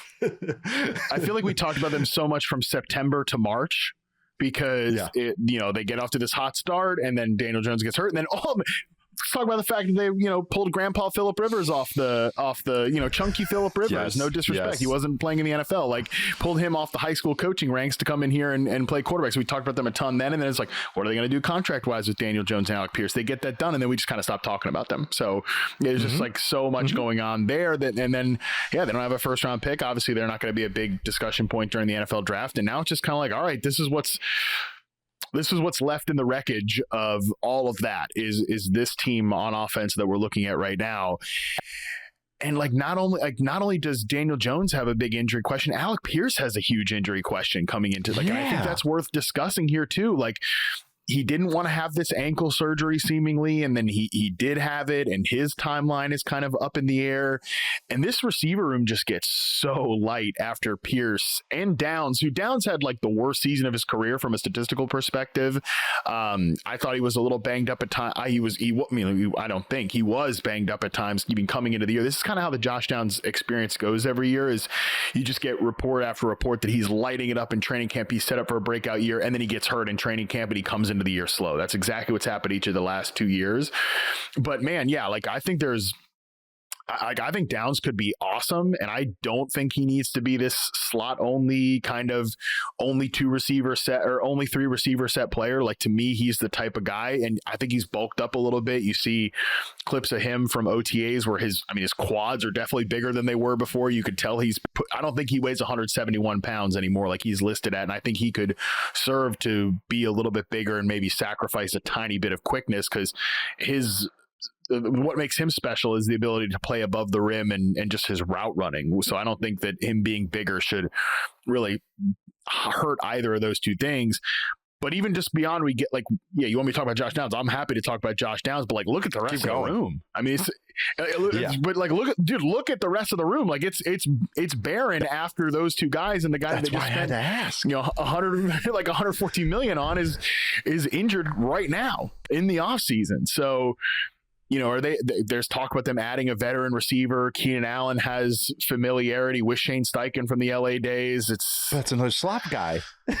And do we get what happened with Ladd McConkey last year in LA, where it's 2 kind of duplicative skill sets, and then you end up sort of cutting off your younger guy at the knees to satisfy a very still a useful player in Keenan Allen, but a hyper specific player. And I don't know, that's just a little difficult there as well. So Tyler Warren's great too. Haven't mentioned him as well, but there's a big drop off, I think, from even the only kind of, and do you even consider Pierce to be the proven player of the bunch here? He had 84 targets last year. There's a lot of I don't know. I keep coming back to the word I don't know, and there's a lot of unknown on this on this offense right now. As someone that always makes the cross sport comparisons, it's like building the offense around a 3-point only shooter and a microwave point guard that's a 6-man. So it's I don't know, Ray Allen and Jamal Crawford. Someone will have a better kind of pairing for me than that too. Not me, but yeah, but. I tweeted this morning. I don't know if you saw it, but I looked at all the plays where there was only 2 receivers on the field for the Colts last year, and it was Alec Pierce and Downs were the only 2 receivers on the field. And how many plays? It was exactly what I envisioned. It was 16 pass plays, but 8 of them were successful. and 4 of them were explosive. So it's there. Hey, let's just extrapolate that by about what? By about 40 times. But it showed to me, and to get to create a slot role, I guess, 2 tight end looks. And I know this has kind of been a big talking point. I know in your world, especially with fantasy, and everyone's trying to figure out the 2 receiver looks and if there's an edge in some offenses and everything, is you create what they call slot formations. A slot formation is 2 tight ends to one side and 2 receivers to the other side. Or if you're in a I formation, literally it's called I right slot.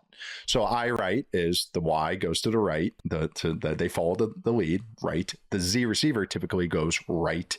They follow the tight end. But when you say slot, it tells the Z to go to the opposite side. So if Alec Pierce is the X, Downs is the Z, I say hip right slot. Now Downs is in the slot. So this is a classic formation. It's a classic play action formation. It's something Shane Steichen has used before, which I think is pretty interesting, because if they want to get those 2 on the field, like that's kind of the way to do it. And if you're worried about Downs being an outside receiver, this is the way to kind of create slot looks out of 2 receiver sets. But I will say the Colts kind of underrated their tight end room. I mean, Warren is Warren. You can be very creative with him. But even Mo Alley Cox and Alex Ingold, I think actually Mo Alley Cox is a great blocker. Ogletree, not Ingold. Alec Ingold is the fullback. Alex Ogletree actually has some 2-way ability. But why I'm bringing that up is, they are a team that can naturally run the 13 personnel stuff, the 12 personnel stuff. Shane Steichen has that Norv Turner background. Those slot formations are the Norv Turner formation. You watch any old Phillip Rivers highlights, just watch it. It's just purely slot formations like this. You know who also got used in those offenses and got used kind of as when you're in slot, it makes the nub tight end almost like an X. Pretty good way to use Tyler Warren. You use him isolated, then you get the slot with Downs in the slot, and then you get Pierce on the outside.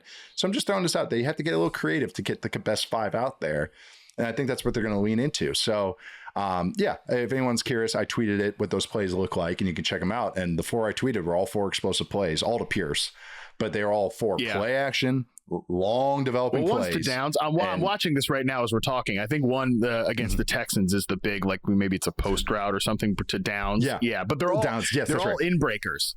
They're all yes. I think all of them that I'm watching here are all in breakers over the middle of the field. And it's all like, the good thing about this is, it's like, well, you're cutting the field in half. Well, Daniel Jones is kind of the guy that you want to, get the quick release and make things like exactly. Like a crossbow, just crank it back and let it fly, baby. I think that's what you're looking at here.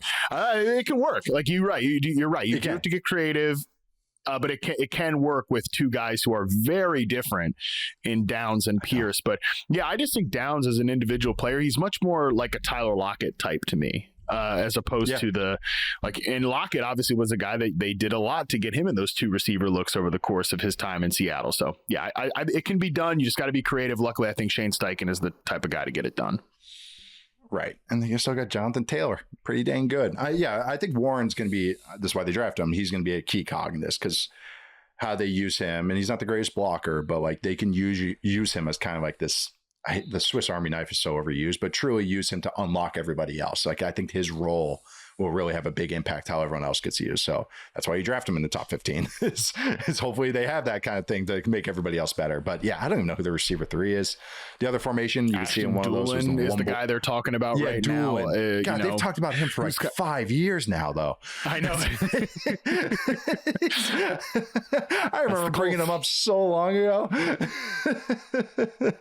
I was even looking like I can look at twin tight end plays on next gen stats, and like middle of the pack twin tight end formation usage. The Colts were last year. It's something that's in their bag. The first year that when Gardner Minshew had to be a quarterback, they used a lot of it, and they used the RPOs off of that as well. So just kind of be on the lookout for that. I will say before we move on, defensively, I think the front seven's weird mix of parts, but kind of interesting, kind of works actually. Like Leo Tulatu, like can be the ace pass rusher. He's okay, but Arden Key is the matchup pass rusher. You got some size in the middle. Colby Wooden, Michael Clemens, they added them some burliness up front.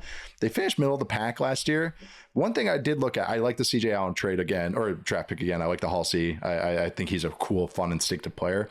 What I wanted to bring up before we move on to the next team, with Sauce Gardner. Again, we can say they overspent on Sauce Gardner. We know that. But they did need a corner really bad. Now, with Sauce Gardner, because they had Sauce Gardner and Travarius Ward on the other side, at least for a little bit, they changed their defense and what they ran under Lou Anarumo.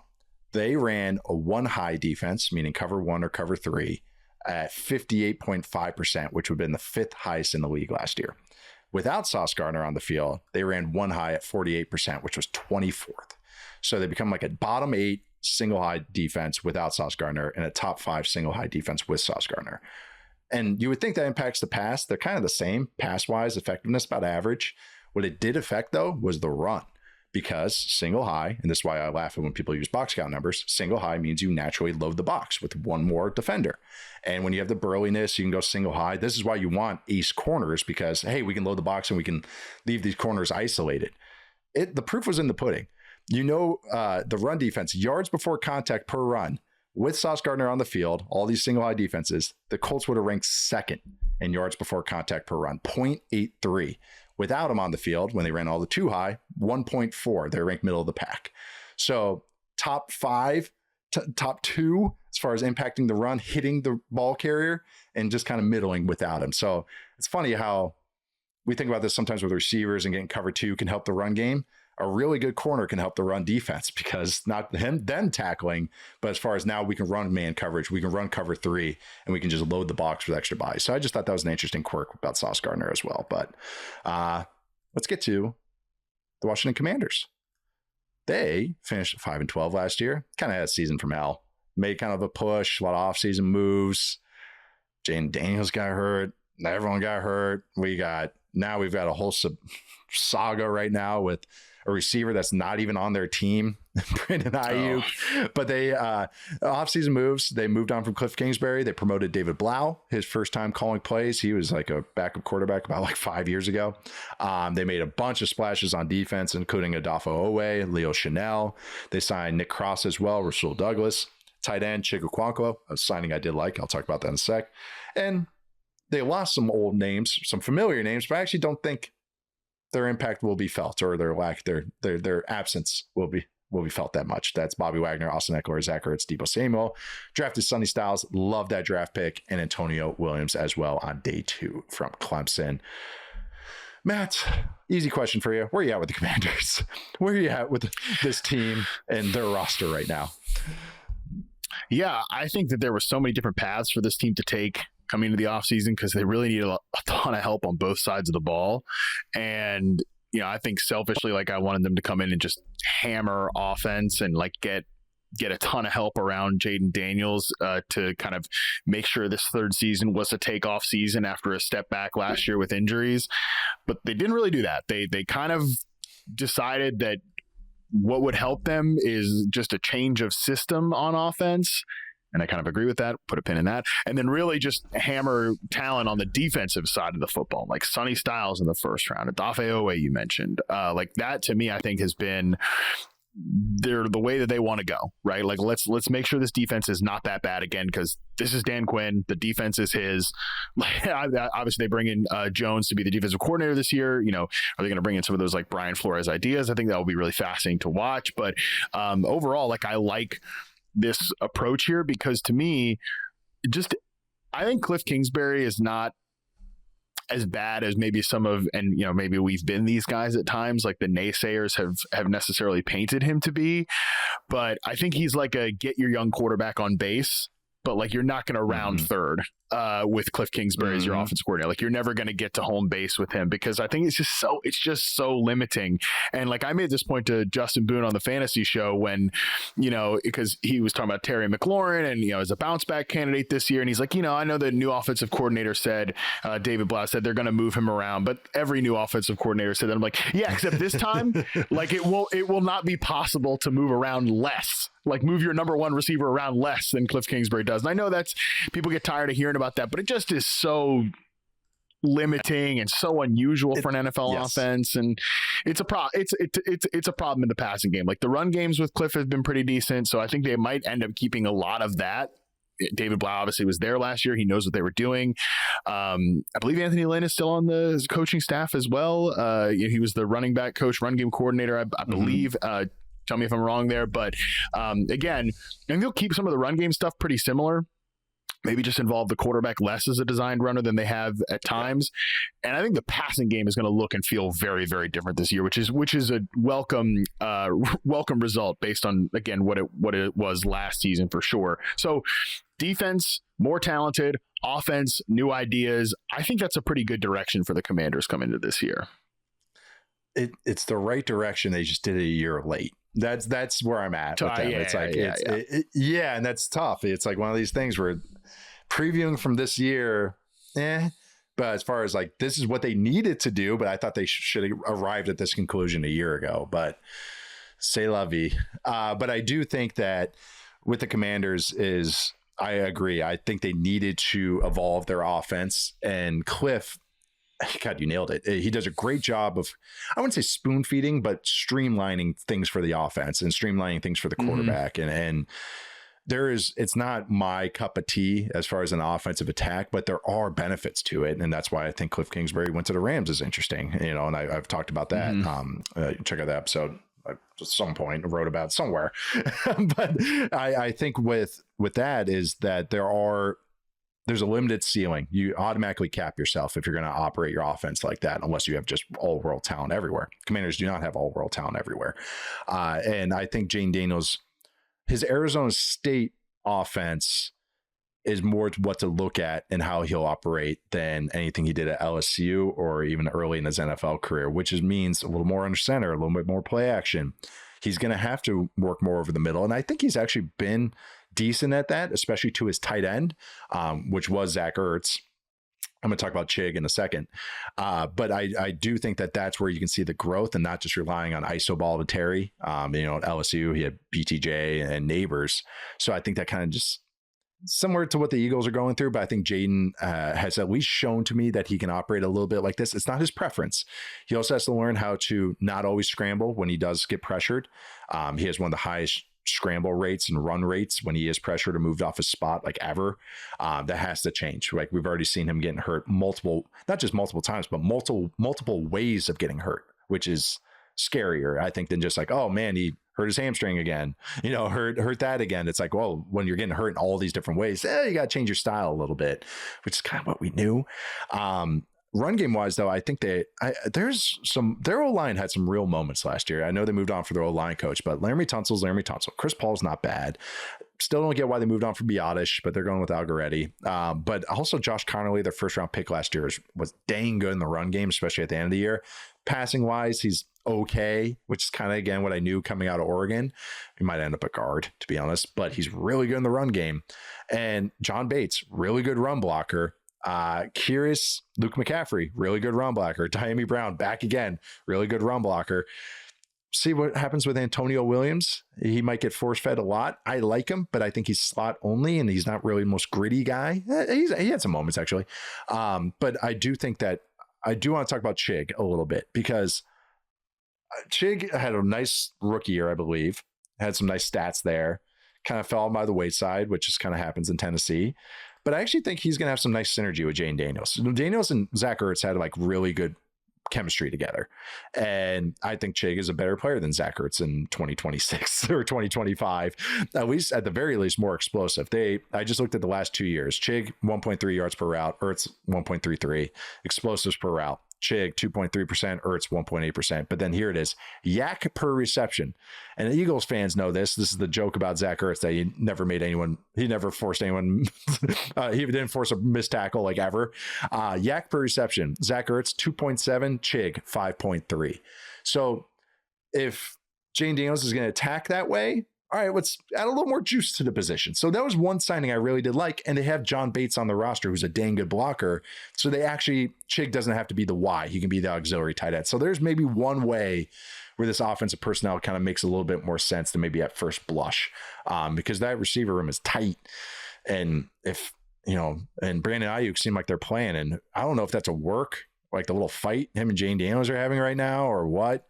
Did they work themselves into a shoot? Like, I don't know what's going on with there, but I can say it's not what I want to see.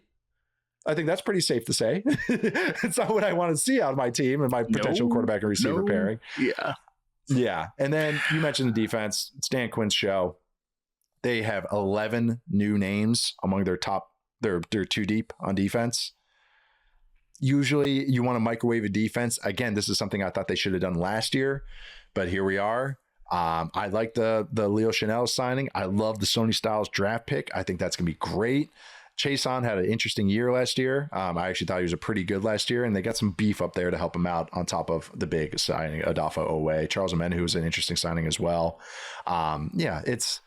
I don't think the defense is going to be good, but it'll be much better than last year when it was absolutely atrocious and very predictable. That was the thing too. Get Bobby Wagner here, I can pick on him here. Get this defense, get Frankie Louvu over here, I can do this against the defense. Also, I like Trey Amos too. Last little thought there. Trey Amos, good player when he's healthy. It's a good shout. I disagree with you maybe a little bit about Antonio Williams. I think he's a little bit like more of a gritty, willing blocker, maybe even than a guy like Downs, who...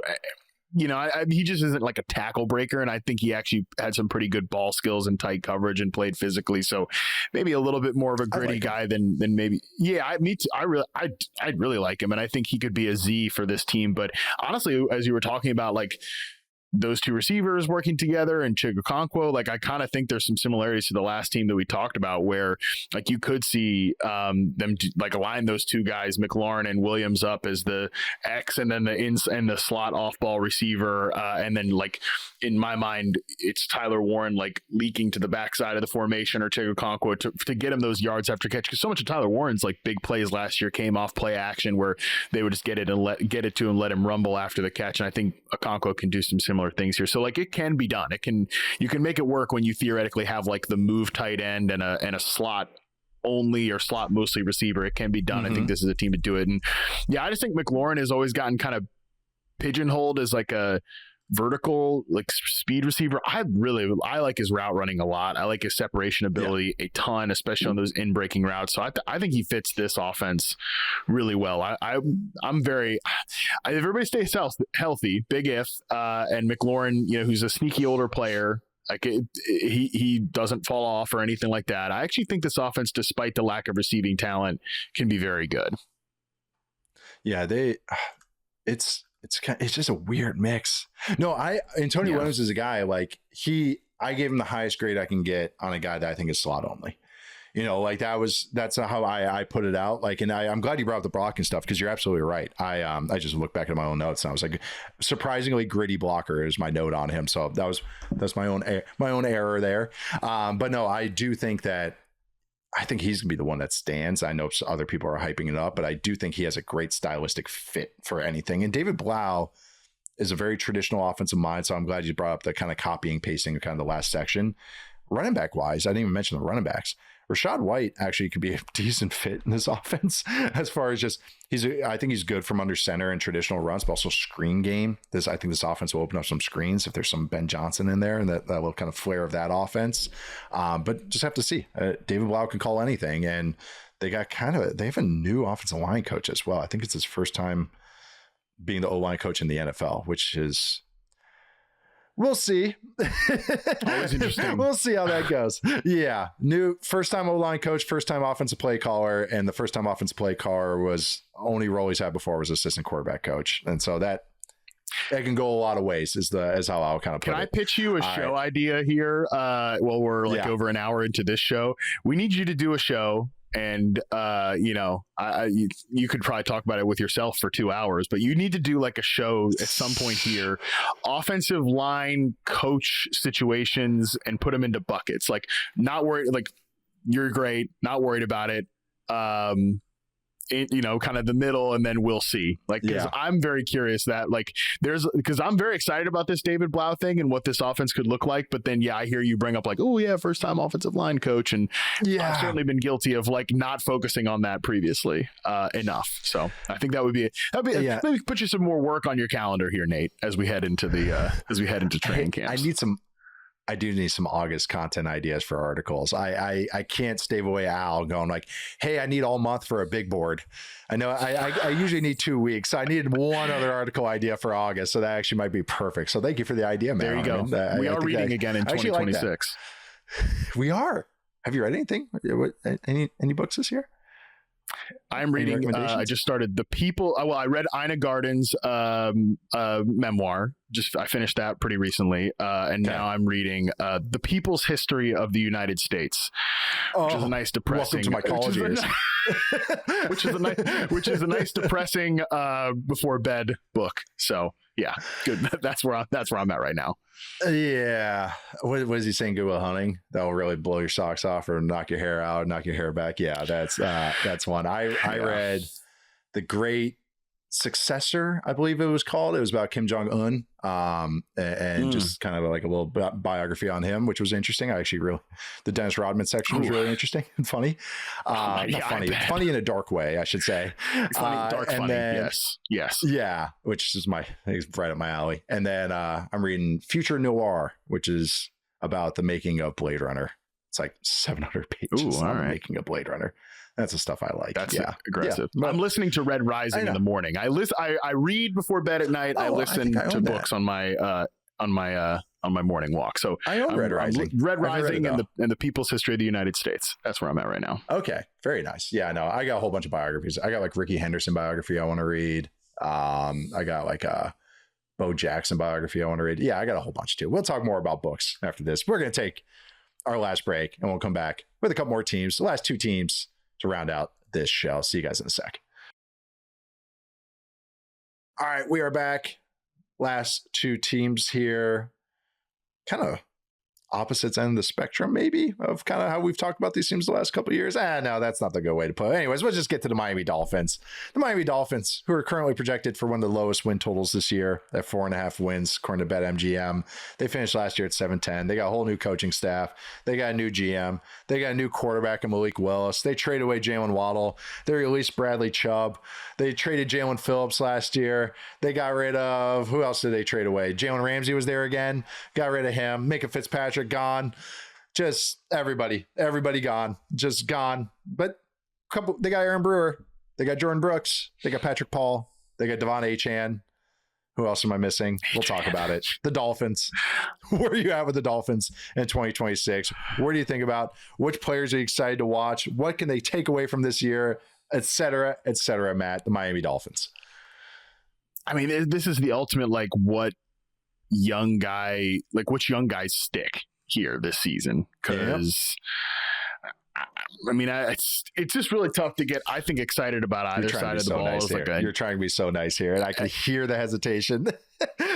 Well, just it's tough to talk about either side of the ball as a real needle moving unit, which we know, right? Which I think we know what this team is in a deep rebuild. I don't want to pile on Dolphins. I know Dolphins fans are probably all right, get it.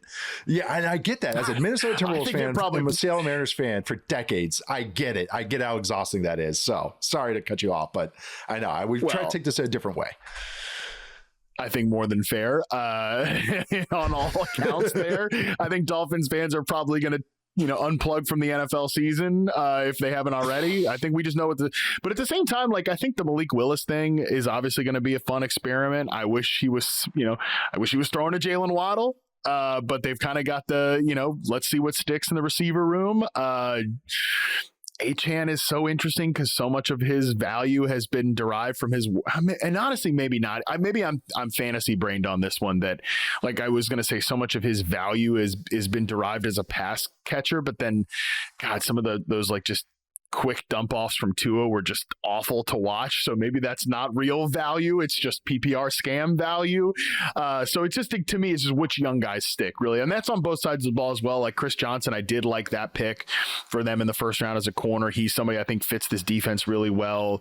Yeah. It just to me, I think it's I don't know. It's just like which young guys stick. So then we come into 2027 and we know like what's our core. I think the offensive line is pretty intriguing. Not all the way around, but they have some really, really interesting players. I know. You mentioned Patrick Paul, Aaron Brewer is awesome. Proctor as a guard. I mean, we'll see what that looks like. Obviously, I know you had some questions. Your dad had some questions about that whole thing there. So, it's going to be.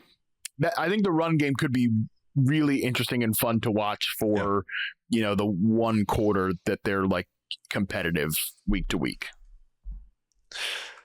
That's yeah. I don't have much to add on that because that's exactly how I kind of came to it. It's like, it's really just looking at who can stick, like, as you put it, where are the young guys to build around? Are there any, that's why sometimes too, it's like, sometimes the crap teams are kind of fun because they give guys snaps that haven't gotten snaps before. But some of these guys, I'm like, I already know what you are, Tutu Atwell. I already know what you are, Jalen Tolbert. It's not like a young guy where I'm like, cool. I want to see how he operates here. So like that, whatever you want to say, Chris Bell, he's an interesting. I actually thought that was an interesting dart throw for them. Like they're a team that can be patient with him. Not even the first receiver that they drafted, by the way. I know. Caleb Douglas. I know that, which is God, they took 3. Yeah, I mean, yeah, right. Kevin Coleman, who I think is another interesting player. Like they do have a very fascinating receiver room. Not like, draft these sleepers in fantasy type thing, but no, just again, like who comes out of this? Because I like Malik Washington coming to the NFL as well. I do too. Yeah, I know he's done some cool stuff. Like they. I don't know. When he got touches and everything, he always just kind of stands out to me. He's a guy I've just always kind of kept an eye on. It's like, I don't know if he's just a glorified role guy and I'm just like those flashes, or like he's a guy I would give more chances to and just to see, like, can you be a starter? Because I think you could maybe find him because he has some juice there. Achane again. By the way, not to cut you off there, but even just on the defensive side of things, like Kenneth Grant, Chop Robinson. Does anybody have a take on these guys? Like young players coming into with a new coach. They were first round picks in back-to-back years. And like Chop Robinson was pretty badass as a rookie, and then just I don't really know what happened last year. Kenneth Grant. I mean, it was kind of always a bit of a strange pick. I mean, injuries and stuff like that. But Kenneth Grant was always a bit of a strange pick with where they were in seemingly like a win now operation, which I mean, clearly they were. GM cleaned out immediately. They knew something we didn't. Clearly they were. So just those are those are the type of guys where I'm like, all right, yes, we know who the new staff and new brain trust is brought in here, but any of the guys from the old era beyond like Devon Achane, who's obvious, they signed him to a contract essentially. Like, do any of those young guys like take another step under this staff? Yeah, and Grant was a guy that's like, I understood the idea of him, but then he goes to the Dolphins. I was like, why'd you go there? But like I know because stat wise, he's never gonna be a guy that shines. So yeah, he is a guy I need to study longer. He did have some nice moments when he got more stretches. But I don't have like a definitive opinion how his rookie year went, but his guy as a prospect, I got higher on throughout the process, like even more than his teammate, Mason Graham. Like they kind of did the inverse for me. Graham, I cooled on, and then Grant, I warmed on, and I do think he had some nice moments, but then it's like Zach Seiler is a really good player. But Zach Seiler is 30 something. They drafted Jacob Rodriguez too, which I thought was interesting. And again, corner wise, they needed corners desperately. I'm glad you mentioned Chris Johnson. Great fit because this is gonna be a zone heavy scheme, and I think he's ideal in that kind of scheme. And then they signed Juju Brents, who I know he's returning and everything, but like Brent's actually I think could be a decent fit in this scheme as well. But who knows? That might just be me off of his 1 year where he actually had a decent stretch, and I might be just hanging on. Another curious quirk of this roster, because it's completely rebuilding: new kicker, new punter, new long snapper. I always love when the whole batteries swap out. Why not? Let's do that. Or changing the whole team up anyways. But I will say, if there's something that you're watching with the Dolphins, that I think they have a national TV game, but if you're just watching the Dolphins on a Sunday and they're playing the Bills, or you're just like, whatever. I got filled up the fourth multi-screen. Check out their O-line. Their O-line could be legit good, but not even just good for them. Legit good. The Paul's interesting. Brewer's interesting. Savania really came along during his rookie year. You mentioned Proctor at guard. Fun experiment. Even if I was a little cooler on him at tackle, could be a cool jumbo guard. And Austin Jackson, whatever. But that's a pretty interesting O-line group. Who knows with Greg Dulcich if he is just a Mike McDaniel 1 year because we have to offensive wonder because his underlying stats were great. He has talent, but we'll see if Bobby Sloak gets anything out of him. And the offensive line coach is not. I know it's tight end, but the offensive line coach is Zach Yenser. He was the guy. He was the assistant O-line coach for the Texans, including under Bobby Sloak, and then last year for the Texans. So not really tapping into a fruitful tree there with the offensive line. So yeah, I know. Yeah, that didn't really get my juices going. But I would say that watch the O-line, watch for young guys. Chop Robinson hopefully revisits his rookie year. Jordan Brooks is awesome. So that's a cool player if you want to check him out as well. Still can't believe he's still signing there. Yeah. Dolphins, 4.5 wins, I think is justified. I think their over-under is very justified. Malik Willis, we'll just see. Bobby Sloak is going to be very traditional. I don't know if Willis is good for traditional, so we'll see there too. But he's a very sick athlete. Willis will be great running. So that's exciting. So Malik Willis with a good old line and him bouncing around and scrambling will be fun. Like I said, first quarter. Watch the first quarter run game. Yes. Yes. You know, I think that'll be it. By the way, 7 guys on this roster are 29 or older, and 2 of them are the kicker and the punter. So just a lot of young guys on this roster. It's the Packers way. When you're hiring all Packers coaches and GMs, the Packers were the eternal youngest team in the NFL award winners. So we'll just keep that going. All right, last team here. I don't know if we've ever talked about this team. You know, they really go by the wayside. They're never in the news. Their players are never dating anybody or married to anybody anyways. That's Kansas City Chiefs, who finished 3rd last year at 6-11. And the Chiefs, other than signing Patrick Mahomes to a big money extension and, of course, bringing back Travis Kelce for larger than vet minimum, which is still the funniest thing to me that they overpay him, even though it should be mutually beneficial. Hey, we keep you employed, but you take the vet minimum so we can sign other guys. I don't know. That's just me. That's just me and how I view vets and team and all that stuff. But the big move was they signed Kenneth Walker, something they desperately needed. Last 2 years, the Chiefs run game has been truly the least explosive run game probably of our lifetimes, at the least of the new millennium. I legitimately mean that, 2 of the least explosive run games you'll ever see. And here comes enter Kenneth Walker. And then they traded one and let the other one go in free agency. Their corners, Trent McDuffie and Jalen Watson, signed and drafted a bunch of defensive guys and Garrett Nussmeier in the 7th round. But with the Chiefs, what do you want to talk about with them? How do you feel about them? Mahomes coming off an injury. Who knows what the offense, defensive new faces? What do you think about the Chiefs, Matt? I don't know how they made this outline. I feel like we talk about the Chiefs all the time. I feel like you and I have had, and I know even separately from you, I feel like I've had, 15 conversations in just the last couple of months about how down I am on this passing game. And like, I can only say Andy Reid's going to forget about more football than I'll ever learn in 5 lifetimes. I can only say it so many times. So I'm actually not going to talk about the passing game. I'm not going to talk about the receivers. I'm not going to talk about Rashee Rice. And I actually just is this a defense/run game based team now heading into 2026, which sounds weird. You stole my notes. I mean, you were kind of already leaning into it anyway, so let's go just full on to it here. Like, do it. Patrick Mahomes coming off an injury. There's a reason I don't want to talk about their wide receiver room. Right. Kelce coming back on the ceremonial contract. Yeah, he really needs the money for sure. So that's why they had to give him that boost there, Nate. So like they signed Kenneth Walker. That seems to be their answer to like the passing game was great. No, it's totally fine. Design is fine. The players are fine. We just need a more explosive run game. Okay.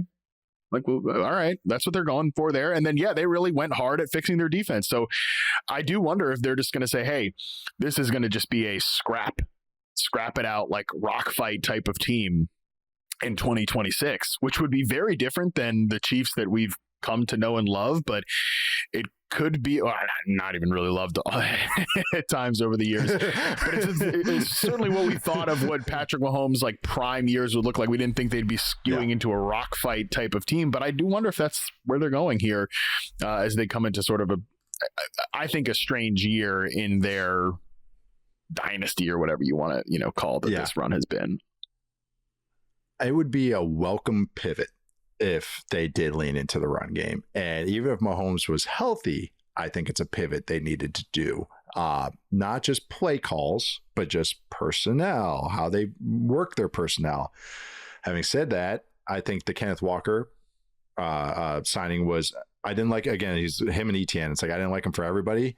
I love Walker with the Chiefs because it's, even though he's not the perfect back, I think his vision's iffy, he can be inconsistent with all that. The Chiefs didn't need a plotter they didn't need Jonah Coleman. Like, I'm just going to bring up Jonah Coleman because him and Kenneth Walker are the antithesis of each other. They didn't need the guy that just gets on base. They need a guy that freaking hits home runs. And it doesn't matter if he strikes out a bunch. They don't need a guy that just makes contact. They've had a guy that make contact. His name was Isaiah Pacheco. And they had Kareem Hunt. Like, those guys make contact. They need a guy that hits some doubles and triples and home runs. Who cares if he strikes out 150 times? So, and even they needed a guy that boosts the screen game. Like, the screen game of Andy Reid was one of the strengths that he's always had since Philly. And then now it's just kind of, I don't really remember a worthy screen of the Chiefs in the last couple of years where I'm like, wow, that was cool. Watch all that motion they did, all this backfield action. They popped open the screen. They just haven't had a back that really makes it worthwhile. Like, why would I drop a play for you if you're just going to get 5 yards? So that's something Kenneth Walker is phenomenal on. You can bring up multiple times. I think in the playoffs, he had a good one where he took one like for either a long touchdown or a long one early in the game. So and Brian, Eric Bieniemy came back from the Bears. While I do have frustrations with Andy Reid having a lot of retreads in the coaching staff, maybe Bieniemy brings something new, or maybe brings even just a personality that's going to force them to change some things. I think when Bieniemy was part of the play calling in his last year, I had frustrations with the offense because I thought they were too reliant on RPOs. And I thought when they ran all those RPOs, Mahomes was leaning more towards the pass read than the handoff read. And now maybe, I wouldn't say it overcorrected, but they're still trying to find that balance of their offense. So maybe balance is the best word, whether it's a balanced attack, balance where the ball goes, but that's what they just have to find as a team, because I just do think that that they just have to, because especially with Mahomes' injury and just the personnel that they have. Now, the strengths of this team, I think the O-line is going to be good, like legitimately good. The biggest question mark to me is the right tackle. And I even think Moore is okay. But I think Sua Matia is good at left guard. He really improved last year. He's still super young. Josh Simmons, I know, has had some stuff that I don't feel like I can get into. I don't know. But he's had some stuff. And I know everyone looks at him, he's super skinny. I rewatched some film of him as a rookie. Like, he's an all-pro caliber left tackle. Like, and I'm not saying that lightly. Like, he is so talented and so good, and they barely help him out with chips and anything like that. He can take on guys one-on-one. Man, he could be something if he just stays on the field. Creed Humphrey is one of the best offensive linemen, period. And Trey Smith was a little down last year, but at his best is good. That line you can run behind. And it's just more about the offensive philosophy I think Reid has to get to. And bringing back old teams, all of Andy Reid's best offenses, whether it's with the Eagles or the Chiefs, his run-pass split was 60-40. 60% pass, 40% run.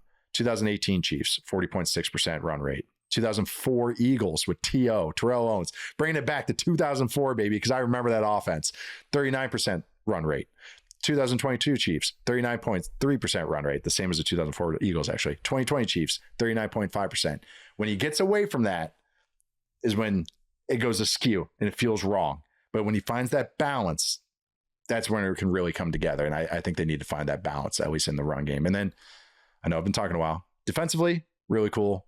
I think how they reconfigured the defense, I like it better. You know, losing two good corners is not my favorite team building strategy, but I do think Noel Williams is actually pretty talented. I like him on the outside. Mansour Delane's got a lot of ability. And I know they signed Kader Kohu to play nickel, but I do like Chris Roland Wallace as the slot better than that. So the DB room has to get some more venom. And I think they actually did a nice way of kind of injecting a little bit into there as well. But yeah, it's team at a crossroads, which I think we all know, but definitely as you kind of take a step back and look at them. Yeah, I think it's just really going to be a very different looking Chiefs team. And definitely it's a tough way to go into the offseason, like losing two corners just like that. But I do think the way they've come out of it it looks pretty solid. And I think it's, you trust, sounds stupid, but I really trust almost like Spags to put together a defense more than I trust like the offensive brain trust at this point to put together a pass game. So yeah, I think they're going to be a little bit of a rock fight, run game, defensive heavy team. And maybe that's enough to scrap them into a playoff spot in a tough AFC. I don't know. And we come back to the Broncos and we talked about the Chargers in that division as well. It's going to be tough in the AFC West for sure. I think the Chiefs have a higher floor than I think people realize with Mahomes, Andy Reid, Spags, this whole line, the ceiling. Enough defensive that's the juice. question. It's the ceiling. Like I just can't picture his team winning more than I think they're just in that kind of 8 to 10 win range. Like that's just where they're at right now, maybe to 11, but that's just kind of where I fit them right now, which is the AFC is just wide open. So who knows? The things got break right. And this is the last stat I'll leave on before we kind of wrap this up. But the Chiefs last year had 35% rushing success rate. It's okay. You want to get to 39%. Their explosive runs the last 2 seasons was 5%. Every other season, Andy Reid has called plays. I'm including all the way back to the Eagles in 2000 and beyond.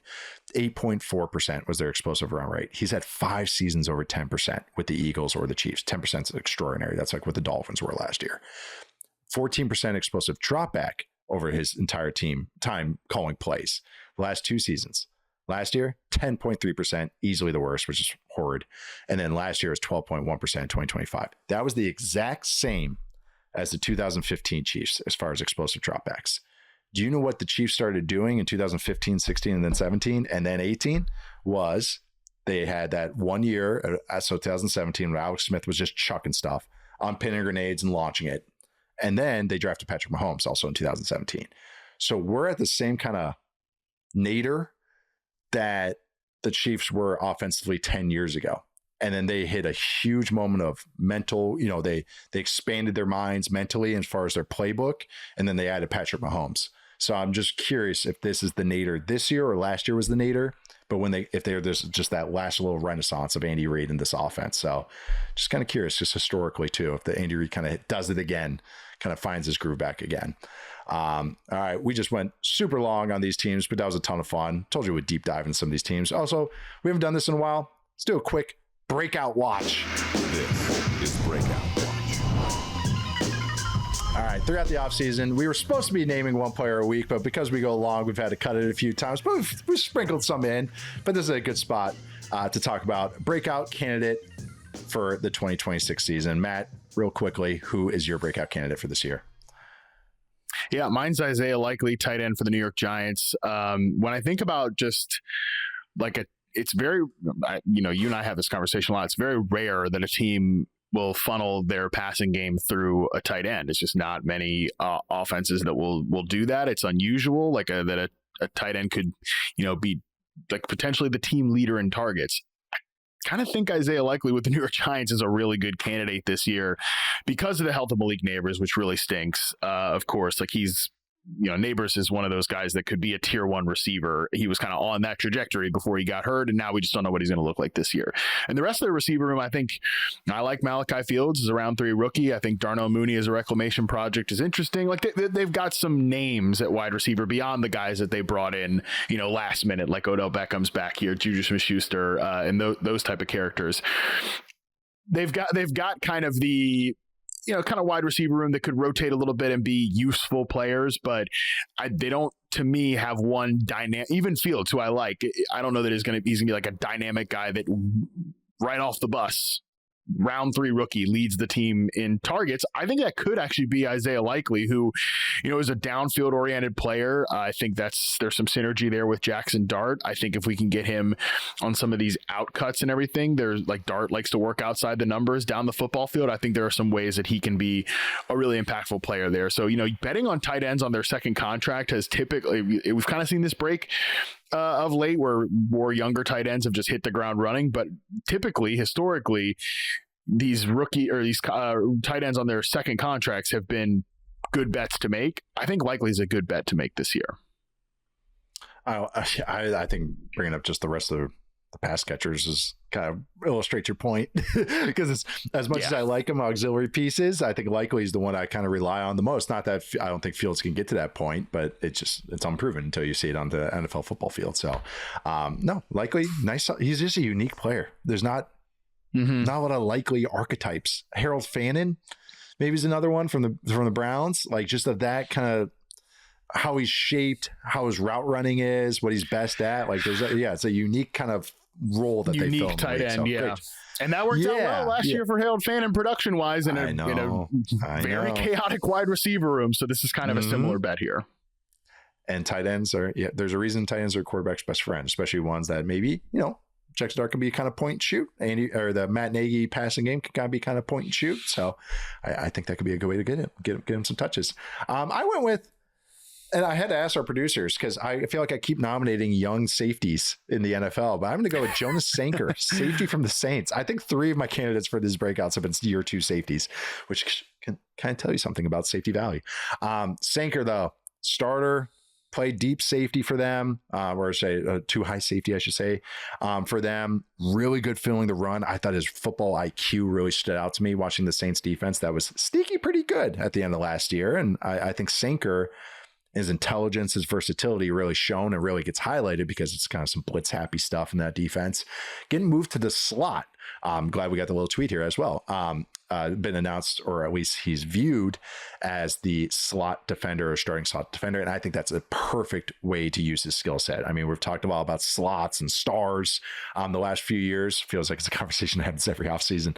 But Sanker is a guy that I think has that skill set he's going to be highlighted in that area as a blitzer, filling the run. And the slot is a great way to kind of show off your IQ because you have to look at every angle. You have to fill the run. You have to play in your zone. Sometimes you're man. Sometimes you have to move into the box based on the look as well. So I think Sanker will get highlighted there. But fun player, good size, good tackler, very smart, pretty aware in coverage, more than twitchy.